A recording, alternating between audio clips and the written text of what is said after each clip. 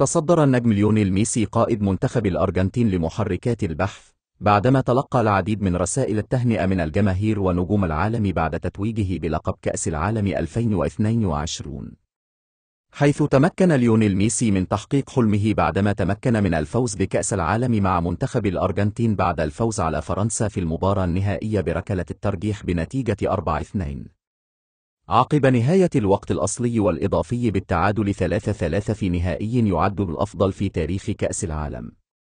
وبعد المباراة حرص نادي برشلونة الإسباني على تهنئة ميسي بعدة رسائل عبر حساباته على مواقع التواصل الاجتماعي، كما خصص للاعبه السابق تقريرا عبر موقعه الرسمي يبرز فيه تتويجه، مؤكدا أن الفوز بكأس العالم يعني أن ميسي قد فاز الآن بكل شيء يمكن الفوز به كلاعب.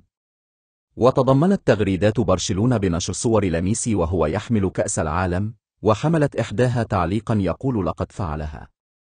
كما كان الحساب الرسمي للنادي يحتفل بالأهداف التي سجلها في النهائي برموز تشير إلى أنه الأفضل في تاريخ كرة القدم.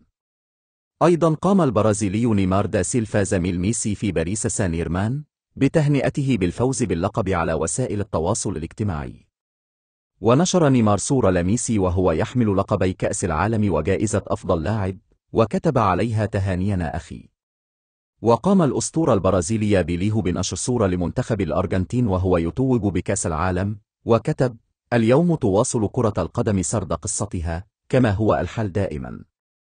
وأضاف: حقق ميسي أول كأس عالم له وهو يستحق ذلك بناء على مسيرته، فتهانينا للأرجنتين، فبالتأكيد دييغو مارادونا يبتسم الآن. واستمرت رسائل التهنئة من نجوم البرازيل بعدما كتب رونالدو الظاهرة قائلا: رأيت أشخاص برازيليين ومن جميع أنحاء العالم يهتفون إلى ميسي في هذا النهائي المثير، فهذه نهاية مستحقة لهذا العبقري. كما قال الإيطالي أندريا بيرلو الفائز باللقب عام 2006: نهائي عظيم، تهانينا لميسي والأرجنتين. وقام ميسي نفسه بالاحتفال عبر موقع التواصل الاجتماعي فيسبوك بعدما شارك متابعيه ببعض الصور التي يحمل فيها الكأس قائلا: نحن أبطال العالم، فلقد تمنيت هذه البطولة لدرجة أنني لم أتخيل حتى الآن أننا فعلناها.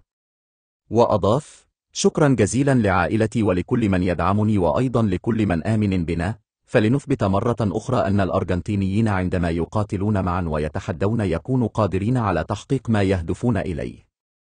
يذكر أن ليونيل ميسي أصبح بطل العالم في المحاولة الخامسة والأخيرة له، بعدما أعلن في وقت سابق أن مونديال قطر سيكون الظهور الأخير له بكأس العالم.